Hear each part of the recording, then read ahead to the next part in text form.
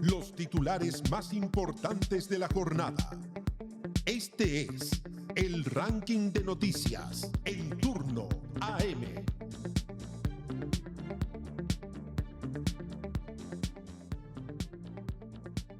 En el marco del llamado caso Audio, el empresario Álvaro Yalaf firmó un acuerdo de colaboración con la Fiscalía y entregó antecedentes que vinculan directamente a Luis Hermosilla con pago de coimas. El ex ejecutivo del Grupo Patio confesó ante el Ministerio Público haber pagado más de 400 millones de pesos al abogado para destrabar un proyecto inmobiliario, una declaración que modifica completamente la situación judicial de Hermosilla en la investigación. Y qué mejor, estamos acá ya en la mesa, en el panel, con Camilo Espinosa, que lo va a explicar con peras y manzanas. ¿Cómo están? ¿Cómo estás, Camilo? Oye, jornada noticiosa, y aprovecho de avisarle a todos los que están participando por este lote de libro, incluyendo los Luxis, lo está firmando en este momento Buenísima, Sergio gracias, Jara, así que va a ir Sergio. autografiado al ganador socio de turno que participe. Oye, sí, Hermosilla volvió a estar sobre la mesa esta suerte de, podríamos llamar, a propósito que es la palabra de moda y que se va a tomar turno en vivo en unos minutos más, una suerte de cofradía que tenía Luis Hermosilla, Andrés Chadwick, los Jalaf, los Sauer, porque lo que supimos ayer es que, bueno, a Luis Hermosilla lo expulsaron del colegio de abogados, una medida que puede sonar menor, pero que en verdad viene arrastrada por las revelaciones que partieron a principios de mes, que lo sacó Mega inicialmente, respecto a estos pagos, ¿cierto? Que habría recibido coimas derechamente para que Luis Hermosilla intercediera en la construcción del Parque Capital, ¿cierto? Uno de los proyectos que estaban pagando los Jalaf. Ya son algo así como 400 millones de pesos. 410, acá te lo tengo. Según Tenés la su cifra testimonio, son 10.000 UF y eso transformado a pesos chilenos son 410 millones. Sí, pues Más o era menos. harta platita. ¿Cómo funcionó esto? En palabras muy simples lo vamos a tratar de desenmarañar, pero de acuerdo al mismo testimonio de Álvaro Jalaf, que entregó a Hermosilla ya con esta declaración y finalmente lo que hace es reconocer el pago de estas coimas, es que ellos le pagaron esta platita a Hermosilla para que Hermosilla pudiese interceder en la construcción del Parque Capital. ¿Por qué interceder? Porque en ese momento, administración de Sebastián Piñera, el ministro de Obras Públicas era Felipe Ward, y sabemos que Hermosilla era muy amigo de Andrés Chadwick. Andrés Chadwick también era amigo de los Jalaf, de los Sauer. Había ahí toda una bicicleta financiera que le permitía en el fondo que estos hermanos pudiesen contar con platita cash, con efectivo, una suerte de caja pagadora.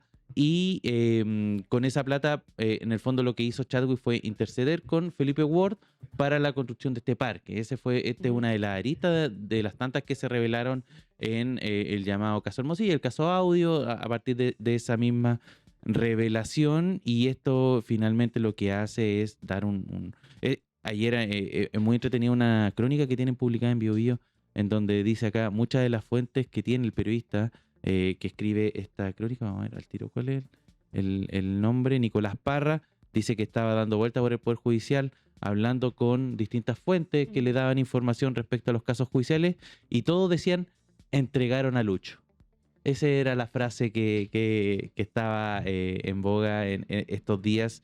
Qué buena frase. Sí. Buena frase, porque recordemos que durante meses Hermosilla, por supuesto, había sido parte del centro del caso, pero muchas veces aparecía rodeado de rumores, grabaciones, conversaciones privadas.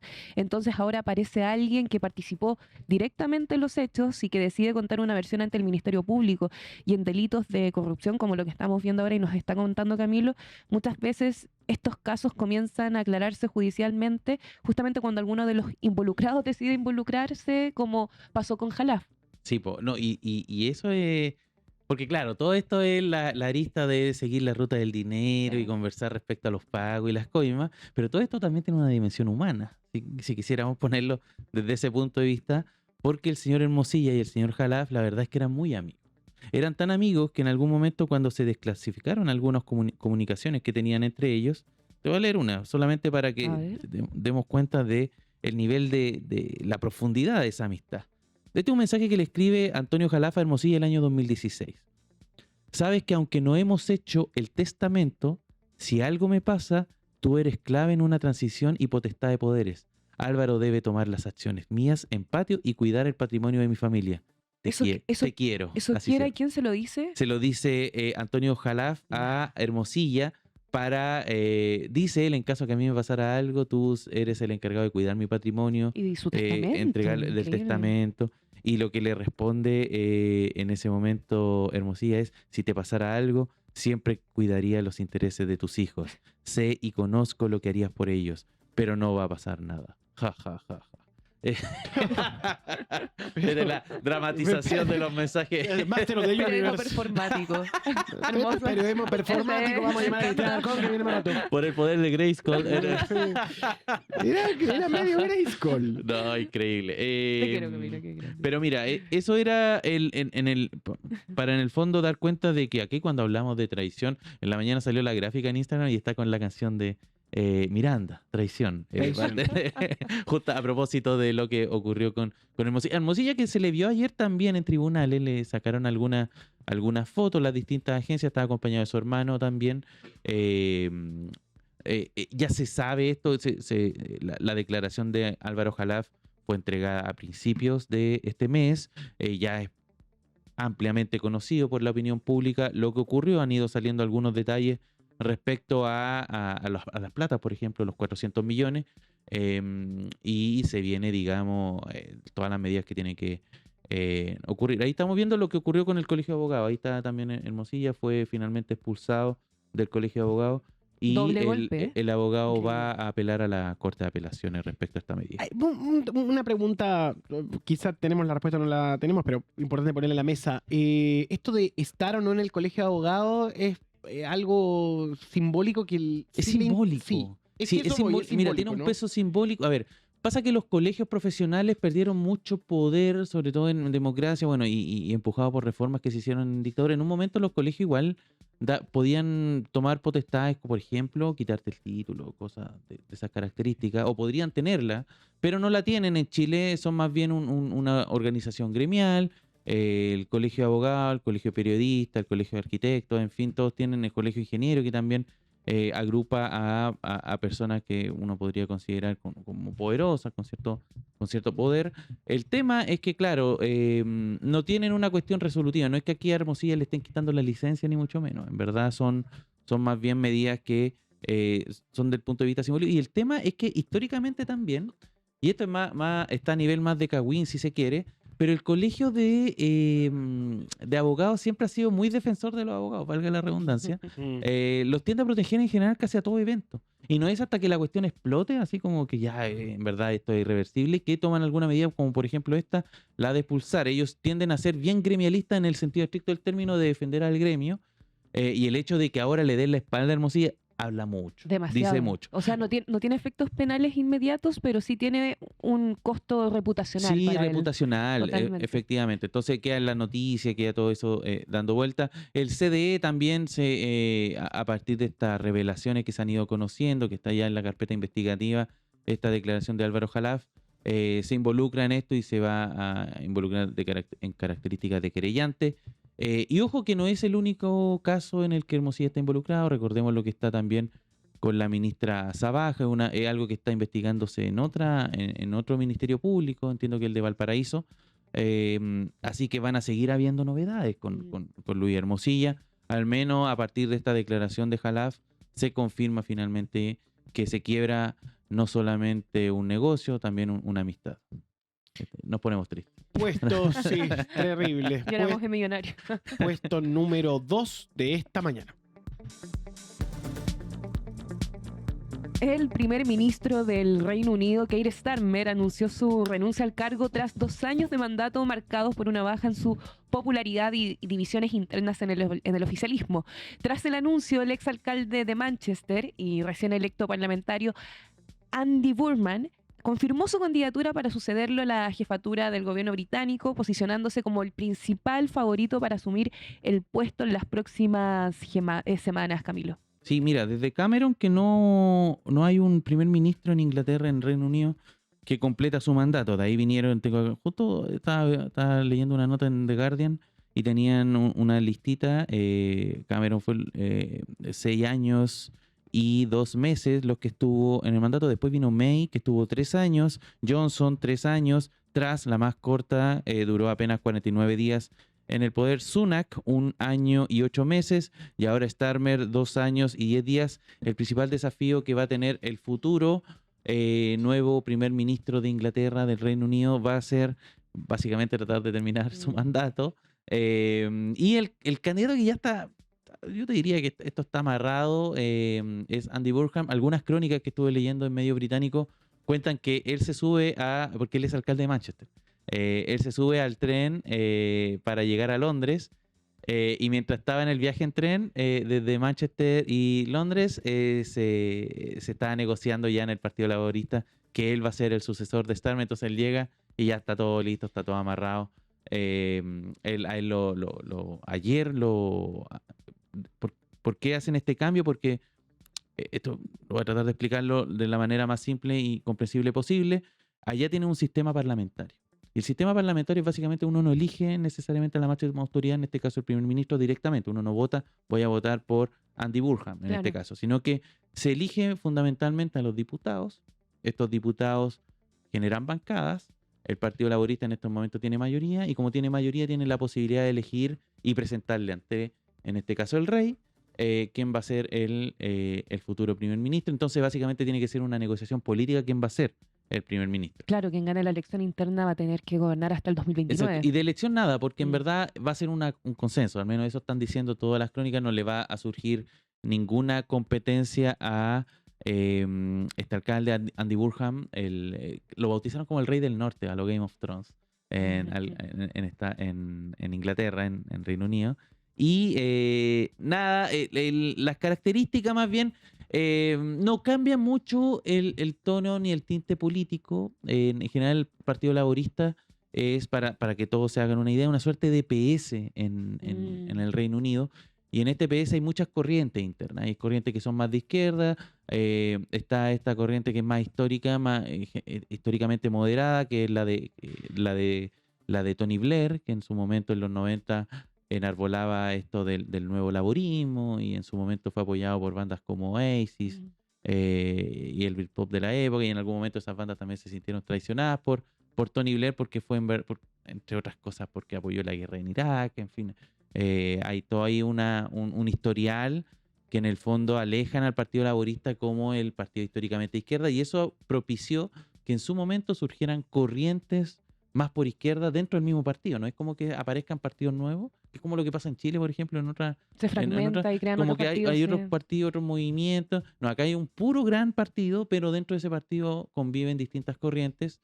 Y justamente tengo entendido que Burnham pertenece al lado más moderado del Partido Laborista. Es moderado, es igual que Starmer, uno podría decir de la misma línea, aunque se perfila con... ayer justo en Turno en Vivo estábamos comentando esto de las dificultades que hay en Chile de tener, por ejemplo, un presidente alcalde. Ah, ¿verdad? Como estábamos hablando de Tomás Bodano. Sí, a propósito de Tomás Bodano, que aparecía como figura. Y como que hemos tenido muy buenos candidatos que fueron alcalde, que fueron muy Evelyn buenos candidatos, Matei. pero nunca, desde la 20 diría yo, el año Ujú. 99, que fueron alcaldes de mucho renombre, que hicieron buenas campañas, pero a la hora de los que hubo, se caían. Entonces, acá no. Acá básicamente lo que hacen es agarrar a un alcalde, Al un más alcalde de popular. Manchester, que además una localidad grande, es del norte. El norte, para hacer una idea, existe como esta división muy parecida a lo que ocurre en Italia, aunque al revés.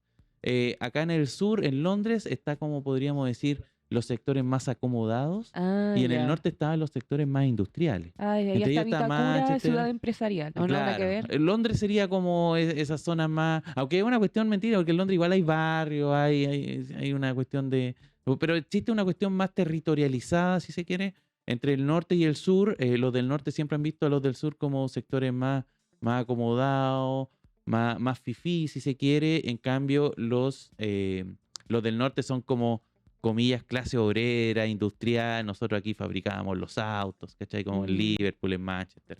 Entonces siempre ha existido esa, y eso incluso permea otros contextos como el fútbol. Entonces está esa situación. Viene alguien podríamos decir, de estas zonas más afectadas por políticas como el Brexit, por la situación económica global, por la misma guerra y el alza de los combustibles. Entonces son justamente ellos los que ven en Andy Burnham una figura que, si se quiere, más local, que tiene estas características, que resuelve problemas, que en términos políticos tiene una identidad, si se quiere, mucho más asociada a este mundo del norte que a el sur londinense. Así que eso es lo que está ocurriendo. Él es Andy Burnham, debiese en los próximos días estar asumiendo como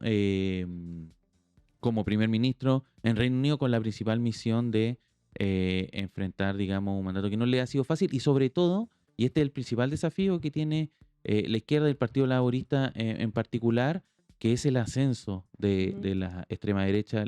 Hubo elecciones recientemente, elecciones parciales, y arrasaron, digamos, este partido Reform UK, que es el nombre que ha adquirido este movimiento, y hay mucho temor a lo que puedan llegar a hacer, digamos, en las próximas parlamentarias. Por lo tanto, están ahí a la vuelta y piensan en Burnham como alguien que pueda, ojalá, contener ese ascenso.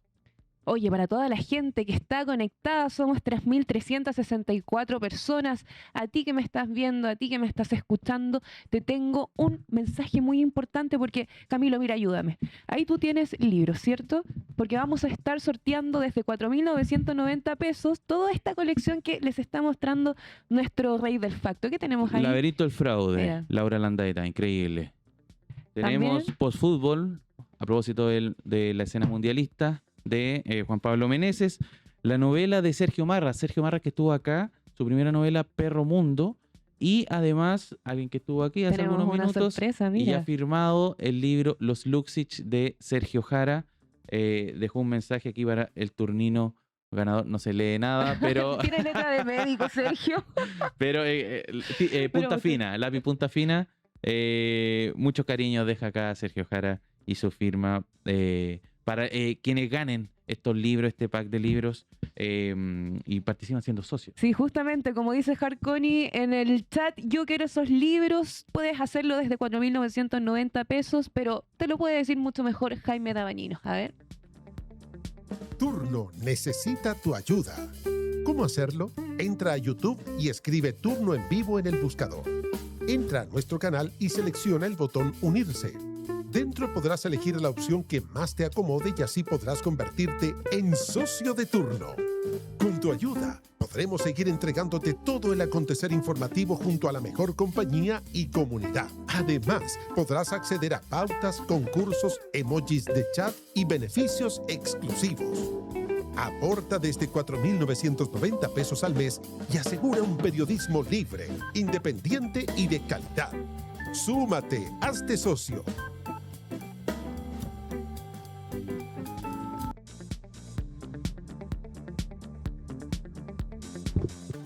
La Comisión Revisora de la Cámara de Diputados recomendó rechazar la acusación constitucional presentada contra el exministro Nicolás Grau con 3 votos en contra, 1 abstención y solo 1 a favor. La instancia legislativa desestimó el libelo acusatorio, el cual llegará al pleno de la sala con un informe negativo. La votación general del texto en el hemiciclo está programada para este martes, y para ello también se está sumando a este panelardo Franco Martini y Bárbara Navarrete nuevamente en los martes económicos. Hola, hola. Hola, muchas gracias por la invitación. Siempre y hace tanto frío. Hoy día está muy helado.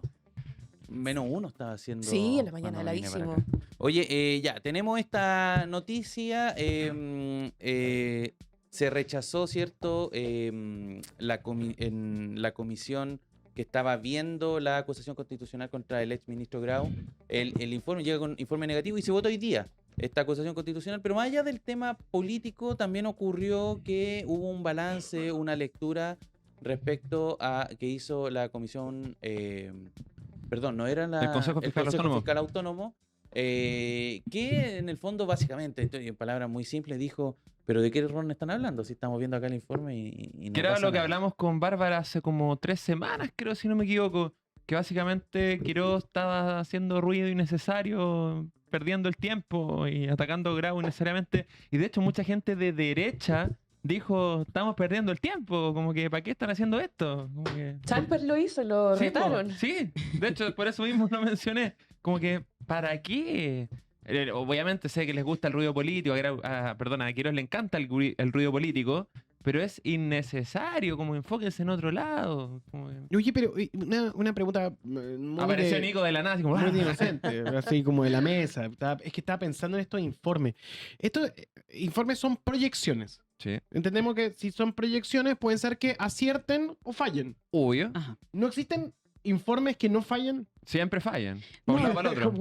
Claro. Fallan. De hecho, bueno, el Consejo Fiscal Autónomo el día de ayer emite este informe que en su página 82 dedica una sección particular a hacer referencia a lo que fue esta acusación del ministro Quirós, que derechamente en la conferencia de prensa que plantea cuando presenta el informe de finanzas públicas y que después lo presenta al día siguiente en la Cámara, dice aquí hay un error y vamos a investigar si es voluntario o involuntario. Por lo tanto, deja de manifiesto que hay responsabilidad en alguien, ¿cierto? Y por tanto, allí, ministro Grau toma la bandera libertarios republicanos para decir hay que hacer una concesión constitucional. El mismo informe que emite ayer el Consejo Fiscal Autónomo plantea que en al menos 9 informes de la DIPRES en momentos previos han existido incongruencias respecto de la proyección sobre lo que pasa en la realidad, básicamente porque están todos sobre la base de supuestos. Entonces, una de las recomendaciones que hace el Consejo Fiscal Autónomo también en su documento es decir, establezcamos criterios comunes de supuestos y mecanismos que sean transparentes, que todos los equipos DIPRES del actual gobierno, del futuro gobierno, tengan las mismas condiciones técnicas para poder entonces elaborarlo y así no tengamos diferencias, sino que debatamos el fondo de la política. ¿Cómo hacemos política fiscal? No, bueno, pusimos este supuesto bien, no hay error, no hay error. Cuando finalmente pone de manifiesto el Consejo Fiscal de que no hay error, que no hay falla aritmética, sino que hay supuestos pero que están expresamente estipulados y que cuando ellos calculan aparece lo que para el ministro Quirós no existía, ¿cierto? Alguien se había llevado más de 10.000 millones de dólares. ¿Dónde estaban? Y después el motivo para endeudarse, que eso es lo peor aún. Pero ya eso tiene mucho sentido como unificar los supuestos de un gobierno al otro, porque no puede ser que al final cambiamos derecha, izquierda, derecha, y cambian todos los supuestos. Porque al final un gobierno dice, vamos a crecer tanto, no sé, el cobre va a ir tanto, después cambia el gobierno y dice, no, el crecimiento va a ser tanto, la inflación tanto, y es como, loco, como unifiquemos los supuestos o si no...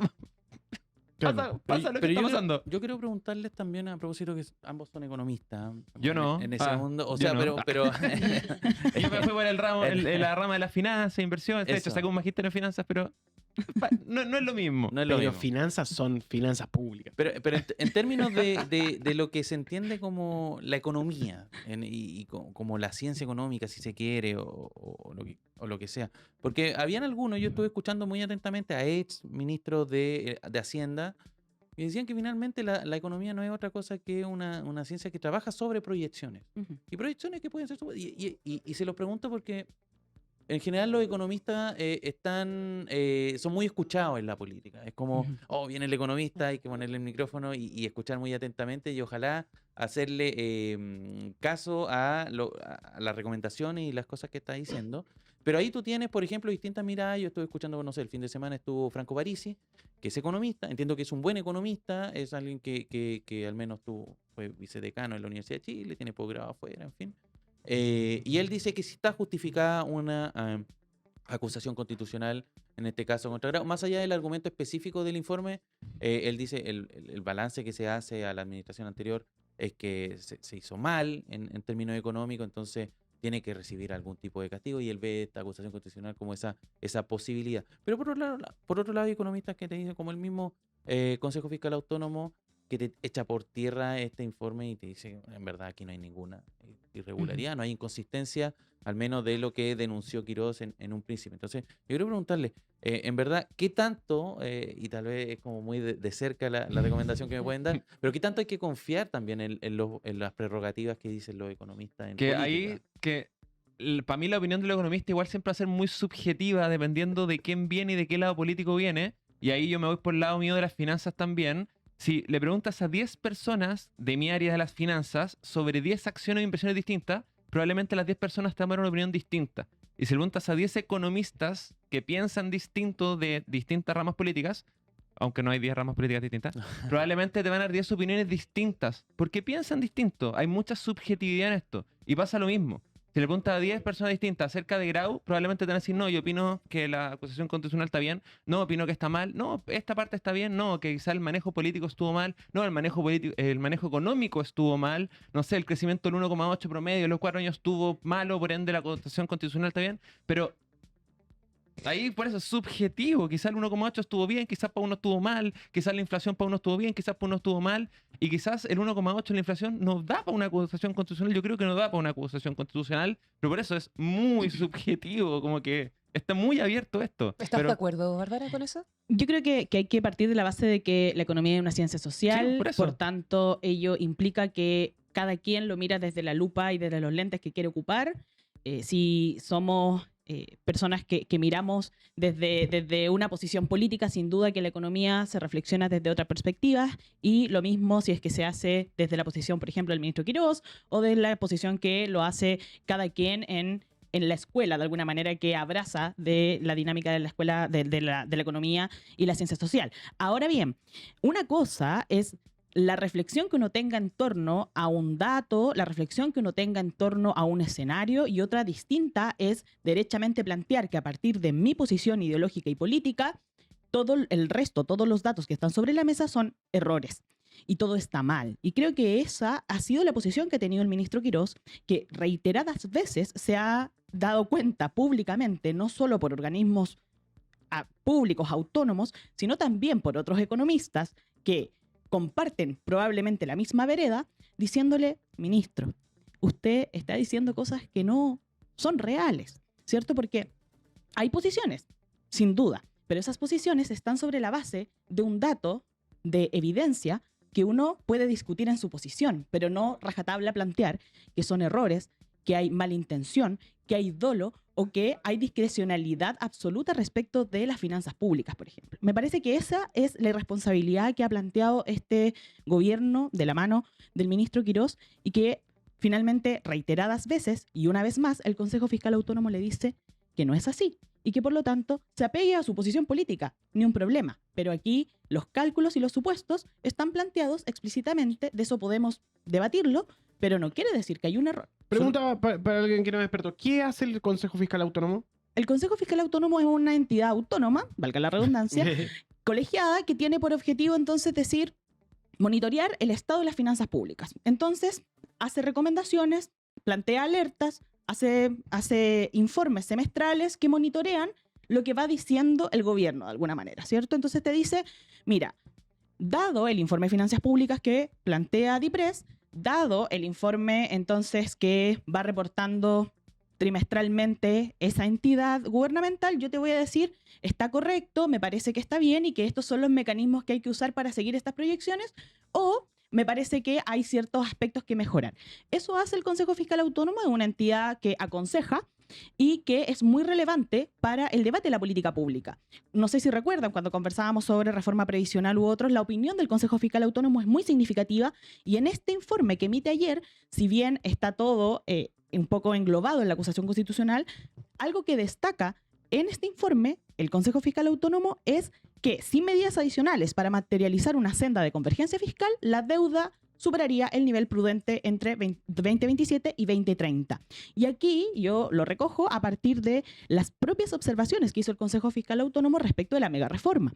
Es muy importante la opinión del Consejo Fiscal Autónomo porque es una entidad que tiene especialización en su monitoreo del balance estructural, de la deuda pública, de hacer recomendaciones en torno a ello. Las hizo sobre la mega reforma, ¿Qué pasó y el ahí? ministro Quirós parece que no las escuchó, no las ha respondido y no ha planteado ningún cambio de senda desde esta alerta que plantea el Consejo sobre, mire, ministro, No, y que está bien. La plantearon de nuevo en el Senado. La plantearon Sí. de nuevo en el Senado y le dice, ministro, está bien, compartimos el diagnóstico, pero es importante que todos estos mecanismos tengan políticas compensatorias que permitan dar certidumbre de los ingresos que percibe el Estado de Chile, porque si no es así, el déficit va a acrecentarse y por tanto vamos a estar en más problemas de los que ya tenemos. Es interesante lo que quiero, porque siendo justo, si uno en verdad ya presenta este informe día lunes antes de la cuenta pública, que era la semana siguiente, entonces le dio para dominar la semana y no generar ruido innecesario antes de la cuenta pública, que para este gobierno era muy importante los anuncios que ahí se iban a hacer y todo respecto a eso. Pero después quiero que lance esa bomba se empieza un poco como a echar para atrás de esto. Entonces, es interesante porque cuando incluso a él le preguntaron qué opina de la acusación constitucional que estaba basada básicamente en el mismo informe que había presentado Quirós dice, no, si en economía los números nunca son exactos. Era como, bueno, casi como que Quirós quitándole piso a la misma Acusación acusación constitucional. constitucional. Entonces, No se me cuenta. quiero preguntarle por la figura de Quirós, porque muchos han criticado, y me imagino que son cosas que también en el mundo de la economía se comenta. Quirós es una persona que en verdad uno podría decir tiene las aptitudes para ser ministro de Hacienda o no. Muchos dicen no, al principio yo me acuerdo cuando su nombre sonaba, no, es que él no sabe mucho de macroeconomía, que no es su fuerte. ¿Cuál es el perfil que debiese tener un ministro de Hacienda de esas características? ¿Es alguien que en verdad no es lo suficientemente competente para el cargo? ¿O usted le ven competencia en verdad a Quirós y lo que ven acá es más bien una disputa más política, si se quiere? Mira, yo la verdad desconozco sus méritos y no voy a hacer juicio respecto a ello. Me parece que, bueno, hay una definición política de confianza también respecto de quién pone como ministro de Hacienda el presidente de turno. Pero sí me parece que el actuar que ha tenido el ministro Quirós es muy dañino respecto de la institucionalidad pública fiscal en Chile. Y creo que allí están puestas gran parte de las alertas de muchos economistas de la vereda, de su misma vereda, ¿cierto? Cuando dicen, perfecto, podemos estar de acuerdo, pero moderemos el tono, ¿cierto? Algo de eso también le comentó el ex ministro Marcel cuando le plantea esta idea del kiosco, de la liquidez del kiosco. O sea, estamos acostumbrados a un rol de un ministro de Hacienda que es bien cauto en general y que además tiene, a partir de ese perfil, mucha credibilidad respecto de lo que plantea y lo que dice y por tanto mucho cuidado en ello sobre los efectos posibles que genere en la economía nacional. Y me parece que el ministro Quirós, con el mérito o no mérito que tenga, que no voy a hacer juicio de ello, El único no mérito cuida. podría ser las colusiones de pollo. No, pero más allá de eso, o sea, es que lo que yo interpreto, Bárbara, lo que tú dices es que a Quirós le falta una cuestión comunicacional, básicamente. Le falta además conocer el funcionamiento del Estado. Que él viene de empresa al final. Sí, Porque él sí. como está manejando el Estado como si fuese una empresa, que el Estado para mí igual es una empresa gigante, pero no funciona como una empresa. Al final, no, por el tema de la caja, cuando llegó hablando que no había caja, no había plata, ya partió mal. Como que partió pensando que el Estado es una empresa el 31 de diciembre, no había caja, y ya partió mal. Como que no... Sí, y además, bueno, lo comunicacional termina siendo efecto de alguna manera de su convencimiento ideológico en la posición en la que está, ¿cierto? Hay un nivel de inflexibilidad tal que no entiende el rol que le toca jugar siendo ministro de Estado en un debate tan necesario de hacer con amplitud, con tiempo, con evidencia y con valoración de las críticas y las eventuales alertas que ocurren. Y ello lo hemos visto de forma reiterada en marco del debate de mega reforma, que se vuelve a abrir hoy cuando inicia su debate en el Senado. Mañana el gobierno tiene toda la intención de que se vote y se apruebe la idea de legislar. Y por otro lado tenemos a la presidenta del Senado llamando a que, si es que es necesario, retrasar la votación y por tanto tener más espacio para el diálogo, hagámoslo. Y la verdad es que precisamente son los senadores y parlamentarios republicanos del oficialismo, del gobierno, que no tienen intención de ello, porque dice, bueno, la verdad es que tenemos los votos, entonces, ¿cuál es la intención que gano yo conversando con otros, ¿cierto? Y poniéndonos en acuerdos que signifiquen mejoras para Chile. Y creo que ese es precisamente el tono y el convencimiento que ha tenido el ministro Quirós. Y que eso es lo muy que ya pasó dañino. con los diputados, la verdad. Era como, ¿para qué vamos a conversar si ya tenemos los votos? Votemos y se acabó la cuestión. O sea, al final... Y las por eso- firmas del PDG, además. Claro, igual de todas maneras, entiendo yo, en el Senado hay un empate, tan igual, y está muy igualada la conversación, entonces tiene que haber negociación. Y de hecho, algunas de las cosas, y eso quería preguntarle, que están sobre la mesa y que se están negociando, es, por ejemplo, Quirós se está allanando a reducir la invariabilidad tributaria, esto de que en un inicio, al menos la propuesta inicial hablaba de 25 años, no sé si reducirlo a 20 o a 15 como estaba proponiendo la ADC, pero a cambio está pidiendo Quirós en que ya la bajada de impuestos a las grandes empresas no sea al 23%, sino que sea al 22%. ¿Es una buena negociación? ¿Es una mala negociación? ¿Hay que jugar en esa cancha Yo ya? hubiese o- pensado que la negociación hubiese sido para el otro lado. O en vez de, no sé, 23, 24. Pero Es que una por otra. Me imagino que ese Sí, al le final- saco invariabilidad, le quito impuestos. Eso es como lo que se está conversando. Bárbara, ¿tú crees que hay que entrar en esa cancha y entrar a negociar los preceptos que tiene esta reforma? ¿O crees que más bien hay que ir con el no, tal como ocurrió en la Cámara de Diputados. Creo que está complejo el escenario. Me parece que la posición que ha ido tomando la oposición tiene que ver con abrirse a cierta negociación, porque vemos que el escenario finalmente es que tienen los votos para poder aprobar, pero me parece que esa negociación tiene que siempre tener en perspectiva de que no puede ser que al rebajarle los impuestos a los más ricos implique que quienes compensan ello son los impuestos generales. Por tanto, creo que si no hay posibilidad de avanzar en esa dirección, donde te digo, perfecto, reduzco el impuesto a las empresas, pero que aumente el impuesto a la renta respecto de los más ricos, el 1 y el 1,5%. Era la propuesta de Marcel esa, ¿no? Claro, entonces compensemos, perfectamente, compensemos, pero no a costa de los impuestos generales que pagamos todas y todos los chilenos. Entonces, creo que en esa dirección algo muy positivo propuso la Asociación Chilena de Municipalidades con la exención de contribuciones, que no es nada más que ampliar lo que ya existe del beneficio adulto mayor para el pago de contribuciones, que es aumentar entonces los tramos de exención en términos del monto de ingreso de las personas mayores, y con ello entonces ganamos todos. Hay más focalización, hay menos focalización, hay una ampliación de ese beneficio, pero ello no significa que los municipios se desfalcan y que todas y todos terminamos pagando lo que se ahorran los súper ricos. Tenemos un último tema que tocar. Justamente no solo son los embargos a deudores del CAE los que están aquejando a ciertas comunidades, sino que también tenemos embargos a edificios. Por ejemplo, ayer la ADN sacó este titular que se llama como el CAE. TGR embarga 9 millones a edificios de la Florida por multa impaga. Y ya va Nos más de un dejaron sin edificio, plata. va más Sí, de un po. edificio ya. Y en Las Condes también tengo entendido. Y justamente podría afectar a miles de comunidades de edificios más. Y quiero abrir panel. Primero preguntarles qué es lo que está pasando. Ya, yo lo encuentro, al igual que lo que comenté con el CAE, una estupidez. Siempre, con al final, como la forma, ya, las deudas hay que pagarlas. Eso yo siempre he dicho, las deudas hay que pagarlas, pero la forma que están como llegando y embargando la plata de las cuentas y ahora de las comunidades, al final, aquí ya no estamos hablando que es la plata ya de una persona, que igual está mal llegar y sacar la plata de una persona.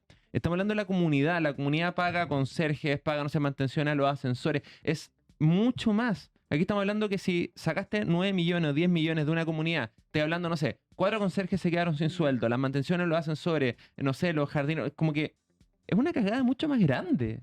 Como, ¿qué va a pasar este mes o el próximo mes en esa comunidad del edificio completo? Como que, no sé, a la TGR, no sé. Sí, bueno, es la tónica que hemos visto. Creo que es importante reafirmar y recordar que la TGR no es una entidad autónoma como el Consejo Fiscal, que responde a mandato político y por tanto que en ello tiene responsabilidad este gobierno respecto de cómo enfrentar las deudas eventuales que requiere recaudar el Estado. En ello, en general, hay un llamado de sentido común. Sí, hay que pagar las deudas, ¿cierto? En esta lógica de... No del le deban a la CAE, TGR o no le deban a la TGR. En esta lógica de la Tesorería General de la República, pero nuevamente vemos que hay muchísima mano dura sobre los deudores del CAE, con todo lo que podemos abrir de esa conversación infinitamente del fraude educacional que significa ello. Lo mismo hoy día con las comunidades, pero seguimos viendo poca mano dura con quienes se han coludido, por ejemplo, y que pueden ser incluso ministros de Estado, y a todos y todas quienes son deudores o evasores de impuestos de grandes fortunas. Sin embargo, hay perdonazos recurrentes que además se buscan legislar también en esta mega reforma. Hora de pase con turno en vivo. Muchas gracias a todos por participar esta mañana y aclararnos, como siempre, nuestras dudas del mundo de la economía. Camilo Espinosa, ¿algún apunte? ¿Algo más que me mire? Hoy día, Algo para ojo estar atento. a la acusación constitucional contra el exministro Grau. Está bien interesante el movimiento porque Chalper anunció el fin de semana que RN va a votar en contra, pero el mundo del PDG va a votar a favor.